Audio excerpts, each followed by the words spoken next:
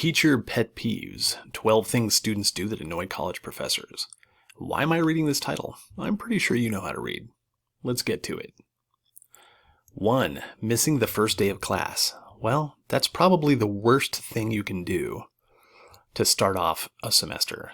Huge student error. Missing the first day of class. So it sends a message to the teacher that you don't take the course seriously, or that you don't know how to manage your time, or that you are apathetic, you don't care. It definitely makes a bad impression, and it's usually a lasting impression. And if the teacher has some kind of attendance book, they're going to see that you missed the first class all the way through the semester. Every time they mark down your presence or absence in the course, they're going to look at that absence at the beginning of the semester. Why would you do that? Thinking that that's a good idea? Baffling. So that is very annoying to college professors. They don't understand why students do it. If you have a very good excuse, that's a different matter. But we're just talking students being irresponsible, generally. Missing the first day of class. What you should do is, on a positive note, if you know you're going to miss class and you have a legitimate excuse, try to get a hold of your teacher before the first day of the semester in a given course and email them. You can get the teacher's email address, usually from the administration office, records and registration, and then you can email the teacher and tell them you're not going to be there. And then you won't get that kind of bad reputation. Don't miss the first day of class. Be on time. Be in the right place. Number 2. Missing class in general. Poor attendance. I mean, that's basically one of the fastest ways to fail a course, is to miss class. Now, there are legitimate reasons for missing class, and there are not legitimate reasons for missing class. If you are truly ill, miss class. Nobody wants your germs, okay? If you have a real family issue, okay. If your dog died, no, that's not really a good reason to miss class. Let's see, car problems? Well, you need to have a backup plan. Not feeling like going to class, not acceptable. Having a headache, not acceptable. Do you think teachers never teach with a headache? Are you kidding me? Why is it that the teacher is always expected to be there and the students aren't? The teacher doesn't get this lenient attendance policy, do they?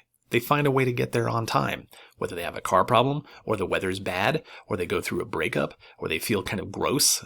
The teacher is there, so why aren't you there? That's what teachers think. So, missing class in general. The more you do it, the worse it is. If you miss class a couple of times in a given 4-month semester, where you meet about 30 class meetings, it's no big deal, and teachers would be amazed if you didn't miss class. But making a habit of it, it will be noticed. Teachers always notice when you're not in class, unless you're in a class with 200 students. So your college professors know when you're not there. You're not invisible. They're going to notice, and they're going to wonder what's going on. If you're going to miss class, email your teacher beforehand, right? And don't lie about your excuse, your reason. Be honest. Have some honor and come to class. You're going to miss tons of content. You're going to get far behind. Especially if you're taking math class. That is probably the worst thing you could do for math class, is not show up. You're going to basically fail the course, right? So don't miss class. If you have a schedule conflict over and over, the teachers are going to wonder, why did you register for this class at this time if it didn't fit your schedule? This is what teachers think about. If it didn't fit your schedule, why did you register for it? More I could say about this, but I'm going to go on to number 3. 3. Not reading the syllabus. This is a huge one for college professors and high school teachers. It is so irritating when students don't read the syllabus. The syllabus is like a contract, and it was given to you so you could read it and understand what's in it. You need to understand what's in it. You need to adhere to it, right? You're going to be held to the rules in it, whether you read it or understand it or not. So it benefits you, of course, to read it and understand it, even if it's boring. You should annotate it, you should highlight it, you should engage with the material and understand everything in it. So when I've taken college courses, I always read the syllabus with a highlighter and a pen, and I went through and I made a bunch of notes. Students not reading the syllabus, that is one of the most annoying things you can do in a college course. Your teacher is going to really not like that. Like, you'll say things like, How many points is the first paper? Well, it's in the syllabus. The syllabus is the teacher communicating with you. They did their due diligence. They did their part. Now you need to do your part and actually read. Now, if you don't like to read, college is going to be a really hard place for you because there's a lot of information in the form of words, typed words, written words, right? It's not all going to just be spoken to you. So if you want everything to be spoon-fed to you orally, well, basically, you really can't succeed in college. You have to be willing and able to read adequately. You don't have to be the best reader, and you don't have to be the best writer, and you don't even have to be the best student. But you have to be basically functional and literate and willing to do the reading and the writing. Okay? You have to read the syllabus before the rest of the semester ensues, not just as you need to. Some of them are longer or boring. That's true. Some of them are long and boring, but you have to do it, even if you don't want to do it. College is filled with doing things you don't want to do. Right? Right. So read the syllabus. That's the positive thing to do. Okay? Read the syllabus, annotate it, understand it. Ask any questions about it. The teacher would be happy to answer them if you don't understand what's in the syllabus. Number 4. Arriving late. Yeah, that's disruptive. It's disrespectful. Teachers consider it rude, especially if you let the door slam, and especially if you make a habit of it. If you arrive late occasionally, it's understandable. You're human. Teachers are human, more or less. So don't arrive late. If you know you're going to arrive late, again, email the teacher. They're really going to appreciate your communication with them. If you say, I think I'm going to be 15 minutes late to class because I have a dentist appointment, which of course you should do on Friday, not on Monday, Tuesday, Wednesday, or Thursday. That's what Fridays are for. Fridays are for appointments. Right? Does the teacher get to miss class because he or she has a dentist appointment? Are you serious? Of course not. Why the double standard? Right? Why is it so much harder for teachers or harder on teachers and so much lighter on students? It's ridiculous, you know? You're the ones who need the training and the responsibility. All of your teachers went to college. Don't arrive late. Don't make a habit of it. If you have to arrive late, email your teacher first. Otherwise, sneak into class very quietly as possible, and don't be disruptive. Now, don't miss class just because you're going to be late. You should always be in class, but really, really try to be on time. Even a couple minutes late is irritating. Your teacher doesn't want to repeat what they've already gone over, and they don't want to wait for you, and everybody doesn't want to watch you walk in. And even if you come in late and you're trying to be quiet about it, try to be efficient about it and not take the slowest, most meandering stroll across the room like there's no sense of urgency. That is annoying. On to number 5, being disruptive. This could take many forms. Cell phones. Don't use your cell phone in the middle of class. Teacher usually never does that. Why do you do that? Why the double standard? Get off your phone, turn it off, put it away, don't look at it. Classes are usually an hour and 15 minutes or so. In college, twice a week, you can't go without looking at your phone for an hour and 15 minutes. How are you employable? How can you even survive in daily life? You're that addicted? You need to get some help for your screen addiction. Believe me, I know. They're very addictive. You have a lot of compulsive feelings to look at your precious computer screen. You know, it's a little tiny computer, isn't it? Stay off your phone. Don't get up in the middle of class and walk all the way across 20 feet away to a trash can and throw away a little piece of paper like a candy wrapper and walk all the way back. Just put it in your pocket. It's ridiculous. Store your garbage with you until the class is over. So many things to talk about here. Being disruptive. Don't do side conversations. Makes teachers totally crazy.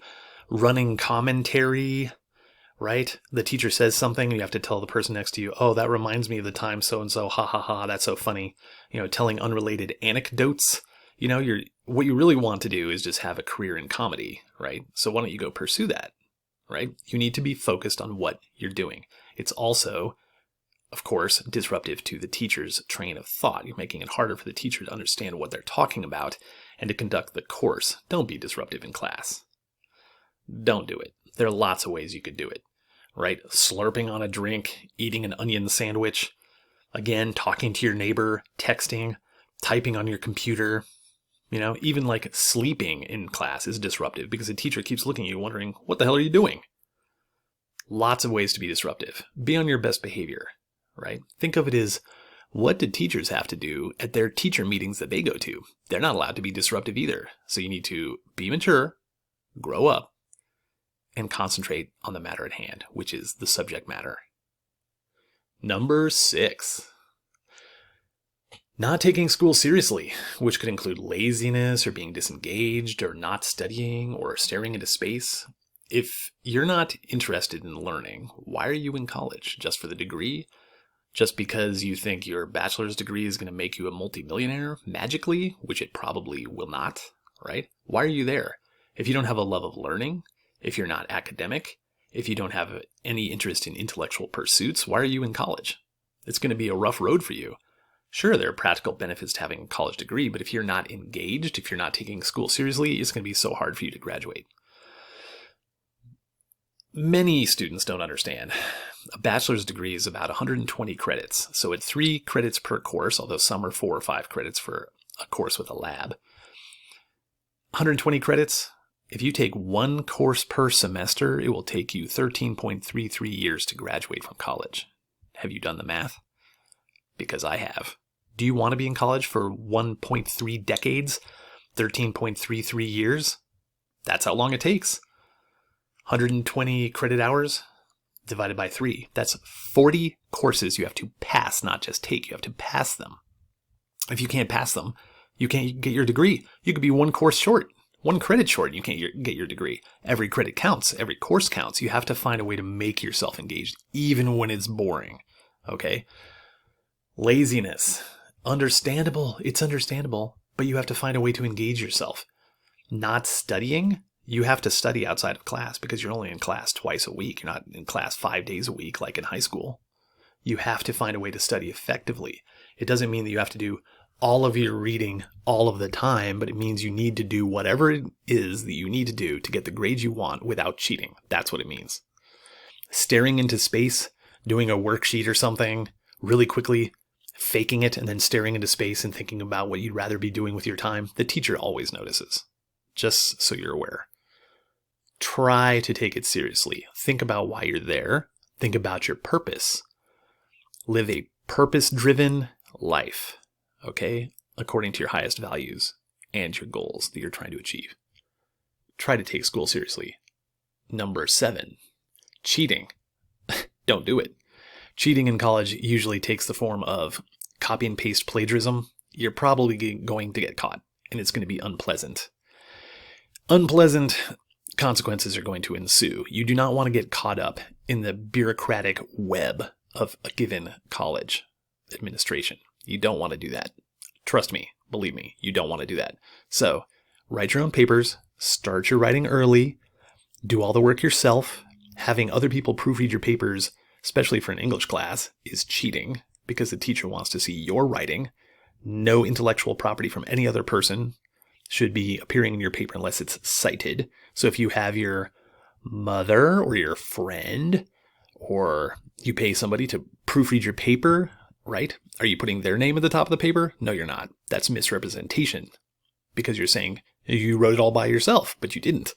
So that's cheating. It's academically dishonest. Don't cheat. It's not worth it. It's cliche, but as they say, you're only cheating yourself. It's true. You're going to get caught. Don't do it. Number 8, taking a class with your friends. Teachers don't want you to be in class with your friends because they think you're going to talk for the entire 4-month semester when you're all trapped together in a room. Be a grown-up, take a class by yourself, make new friends. That's great, but don't go there with the goal of we're going to goof around all semester long. Oh, it's so fun. Teachers don't like that.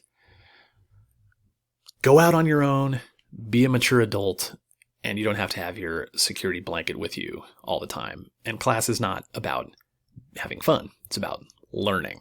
Okay, so it totally irritates teachers when you take a class with your friends and you just want to goof around and you don't want the party to ever stop. It's even going to go on in class all semester. Next, number 9. Asking questions you've been told the answer to. Okay, that answer might be in the syllabus that you didn't read. It could be at a lecture you missed or didn't pay attention to. Sometimes it happens where a teacher says, okay, so this upcoming quiz is worth 100 points, and you weren't paying attention. Then you say something like, so like how many points is quiz number 4 worth? It's like, and everybody laughs at you because you weren't paying attention, which you should. You have to pay attention. If you've been told the answer to something, especially repeatedly, and you don't know the answer, that's annoying to a teacher. It's annoying to other people in the class too. Or you don't know something that's been in the syllabus the entire semester because you don't bother to look, like the schedule. When is the final exam?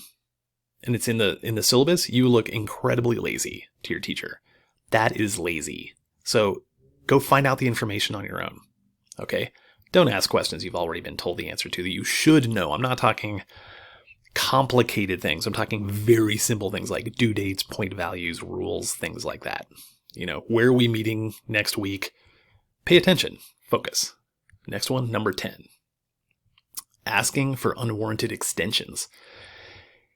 If it's warranted, that's fine. That's why this says asking for unwarranted extensions. An unwarranted extension would be, oh, you were at your friend's basketball game yesterday, so you couldn't finish your paper. You should be denied that extension. Why would you get an extension? Nobody else gets it. That's not fair.